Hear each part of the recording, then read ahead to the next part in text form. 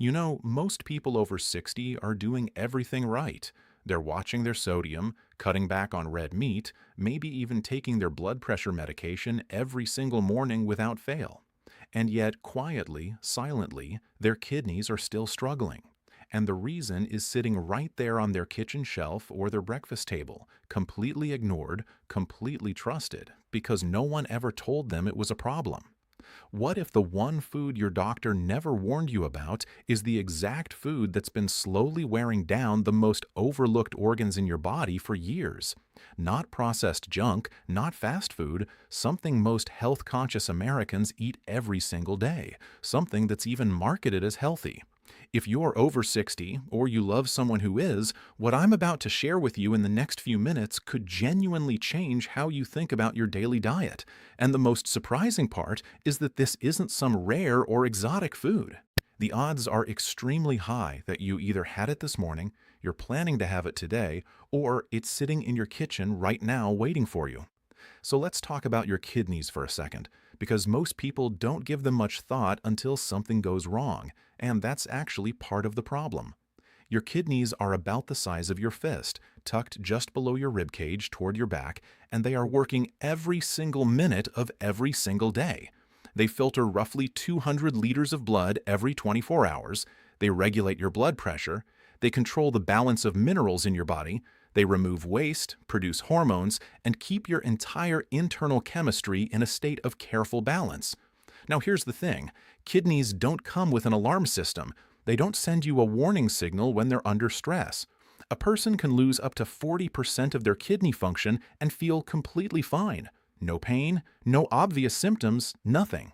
This is why chronic kidney disease is sometimes called the silent disease, because by the time most people find out they have a problem, significant damage has already been done. Now, according to the National Kidney Foundation, more than 37 million Americans are currently living with chronic kidney disease, and the vast majority of them don't even know it. And here's what makes this even more alarming for people over 60. As you age, your kidneys naturally lose some of their filtering efficiency. Starting around age 40, kidney function gradually declines. By the time you reach your 60s and 70s, your kidneys are already working harder just to keep up with normal daily demands. That means they have much less reserve capacity to handle extra stress. And that is exactly why what you eat after 60 matters so much more than most people realize. Certain foods that a younger person's kidneys can handle without much trouble can become genuinely problematic for aging kidneys that are already operating closer to their limits. So what is this food?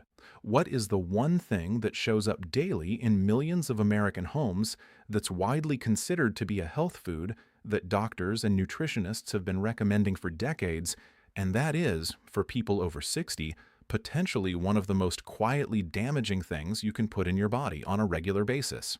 The answer is protein supplements, specifically high-protein shakes, protein powders, and the culture of very high protein intake that has completely taken over the American health and wellness space in the last 15 years. Now, before you stop me and say, wait, I thought protein was good for you, I need you to stay with me here because the full picture is more nuanced and far more important than the simple yes or no answer most people are expecting. Here's what's happening inside your body when you consume protein. Your body breaks protein down into amino acids, which it uses to repair tissue, build muscle, produce hormones, and support immune function. All of that is completely accurate. Protein is essential. Nobody is saying otherwise. But here's the part that most people don't know and that almost nobody talks about. The process of metabolizing protein creates waste products, specifically nitrogen-containing compounds like urea and creatinine. And guess what organ is responsible for filtering those waste products out of your blood? Your kidneys. Every single gram of protein you consume generates metabolic waste that your kidneys have to process and eliminate. In a young, healthy person with kidneys operating at full capacity, this is manageable. But in a person over 60 whose kidney function is already naturally declining, consistently flooding the system with excessive amounts of protein puts a chronic, repetitive, low-grade burden on kidneys that are already working overtime. And this isn't a fringe idea. A study published in the Journal of the American Society of Nephrology found that high protein intake is associated with accelerated kidney function decline in older adults, particularly those with even mildly reduced kidney function, which, remember, affects a significant portion of people over 60 without their knowledge. Another large-scale analysis, published in the Clinical Journal of the American Society of Nephrology, looked at protein consumption patterns and kidney health across thousands of adults and found that habitual high protein consumption was linked to a meaningfully higher risk of kidney disease progression in aging populations. These aren't obscure studies. These findings have been in the scientific literature for years. The problem is that the message simply hasn't reached most of the people who need to hear it. Now here's where it gets even more important for you to pay attention. The rise of protein shake culture in America has been extraordinary. Walk into any grocery store right now and you'll find entire aisles dedicated to protein supplements, protein bars, protein shakes, protein powder in vanilla, chocolate, strawberry, high-protein yogurts, high-protein cereals, products specifically marketed to seniors, to older adults, to people who want to stay strong and active as they age. And the marketing is convincing. It makes you feel like you're doing something smart, something proactive, something your body needs. And here's the insidious part. The marketing is not entirely wrong. Older adults do need adequate protein. Muscle loss, which is called sarcopenia, is a real and serious concern as people age. So the advice to maintain your protein intake as you get older is based in legitimate science. The problem is the word maintain has been quietly replaced in popular culture with maximize, and that shift has consequences that the supplement industry has absolutely no incentive to tell you about. Let me give you a concrete picture of what this looks like in real life, because I think it helps to put a human face on this. Imagine someone who is 65 years old, reasonably health conscious, who starts each morning with what they consider a healthy routine. They wake up, skip the sugary breakfast foods their doctor told them to avoid, and instead have a protein shake, maybe one of those popular meal replacement types with 30 to 40 grams of protein per serving. Then at lunch, they have a salad with grilled chicken, maybe another 25 grams of protein there. Dinner is fish or lean meat, another 30 grams. Maybe a Greek yogurt as an afternoon snack. By the end of the day, this person has consumed somewhere between 120 and 150 grams of protein. Now, the current recommended dietary allowance for protein for the average sedentary adult is about 50 to 60 grams per day. Even the higher end of the recommendations, specifically designed for older adults to prevent muscle loss, tops out at around 1 to 1.2 grams per kilogram of body weight per day, which for a 170-pound person is about 77 to 90 grams. So this well-intentioned, health-focused person is eating almost double what their aging kidneys are designed to process long-term, every single day, thinking they're being healthy. And the most difficult part of this whole picture is that they won't feel it. There's no headache, there's no pain, there's no obvious signal. The kidneys just keep working harder and harder, year after year, slowly losing function, until eventually a routine blood test comes back with elevated creatinine levels, or a urine test shows protein spilling into the urine, which is a sign the kidney's filtering system is breaking down. And at that point, the damage has already been accumulating for years. This is the silent danger that almost nobody is talking about in the health and wellness space, and it matters enormously for people in their 60s, 70s, and beyond. Now let's go a little deeper, because the protein shake issue is actually connected to a broader pattern of kidney stress in older adults that's worth understanding. It's not just the total amount of protein that matters. The source of the protein plays a role as well. Animal-based protein sources, which include meat, dairy-based protein powders like whey and casein, and eggs, tend to create a higher acid load in the body compared to plant-based protein sources. Your kidneys are responsible for maintaining your body's acid-base balance, and that means a diet heavily dominated by animal protein adds yet another layer of work for kidneys that are already declining in efficiency with age. This is one of the reasons that multiple large studies have observed better kidney health outcomes in populations that get a greater proportion of their protein from plant sources like legumes, lentils, beans, tofu, and nuts. This doesn't mean you need to become vegetarian. What it means is that the source of your protein matters, not just the quantity. There's also the issue of phosphorus, which most people have genuinely never thought about in the context of kidney health. Many protein powders and protein supplements contain significant amounts of phosphorus, either naturally as part of the protein content or added as a preservative or flavor enhancer in the form of phosphate additives. Your kidneys regulate phosphorus levels in your blood, and for people with reduced kidney function, excess phosphorus can build up and cause serious problems, including weakening of the bones, hardening of the arteries, and increased cardiovascular risk. Phosphate additives in particular are absorbed more completely than naturally occurring phosphorus in whole foods, meaning that the phosphorus in your protein shake is hitting your system in a way that's more demanding on your kidneys than the phosphorus in a piece of chicken. Most people reading the ingredient list on a protein powder don't even know to look for this. They see words like disodium phosphate or dipotassium phosphate and assume it's just a harmless preservative. But for aging kidneys, that kind of repeated daily phosphorus load adds up. Here's something else that most people don't realize about the kidney-protein connection. Even if your kidney function tests have come back normal, that doesn't necessarily mean your kidneys have unlimited capacity to handle high protein loads indefinitely. Normal ranges in standard blood tests are broad. A person can be at the lower end of normal kidney function, which is still clinically considered acceptable, and yet be far more vulnerable to the cumulative stress of high protein intake than someone at the higher end of normal. And as I mentioned earlier, kidney function naturally declines with age.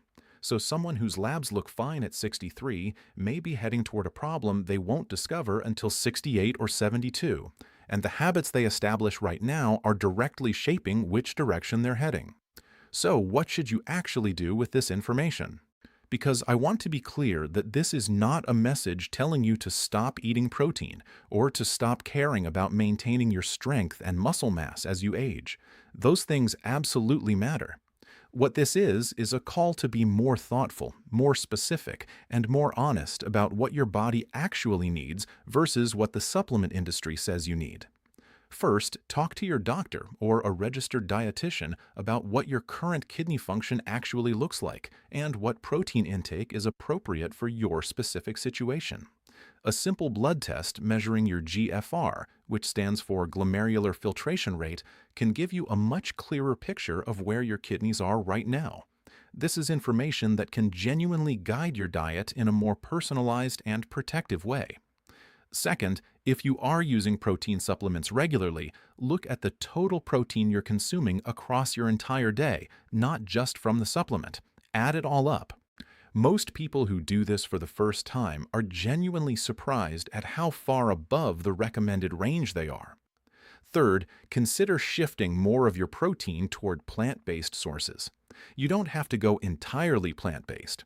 Even replacing one or two of your daily protein sources with legumes, lentils, or tofu a few times a week can make a meaningful difference in the acid load and phosphorus burden on your kidneys. Many people find that their energy and digestion actually improve with this kind of shift, even if that wasn't the original goal. Fourth, be especially cautious with protein supplements that contain phosphate additives. If you do choose to use a protein powder, look for ones with cleaner ingredient lists. Whey isolate tends to have lower phosphorus than whey concentrate. Plant-based protein powders made from pea protein, hemp, or brown rice are generally lower in phosphorus and easier on aging kidneys than dairy-based options. Fifth, and this is perhaps the most important practical step, stay well hydrated. Your kidneys need adequate water to efficiently process and eliminate protein waste products. One of the most common and most easily avoidable forms of kidney stress is simply not drinking enough water throughout the day. Many older adults experience a reduced sensation of thirst, which means you may not feel thirsty even when your body genuinely needs more fluid. Making a habit of consistently drinking water throughout the day, rather than waiting until you feel thirsty, is one of the simplest and most powerful things you can do to support your kidney health. Now, I want to come back to something I said at the very beginning because I think it's worth sitting with. The reason this particular topic matters so much is that it represents a broader pattern that shows up over and over again in the health world. Something starts out as good advice, based on real science, designed to address a real problem. And then the supplement industry, the wellness marketing machine, and the general culture of more is better takes that good advice and amplifies it past the point of safety. Protein is good for older adults becomes the more protein the better. Exercise is important becomes overtraining and exhaustion. Even drinking water, if taken to an extreme, can cause a dangerous condition called hyponatremia. The science itself is almost never the problem. It's the culture of excess that surrounds it that creates the harm. And the reason people over 60 are particularly vulnerable to this specific kind of harm is not because they're making bad decisions. It's because the information they're receiving is incomplete.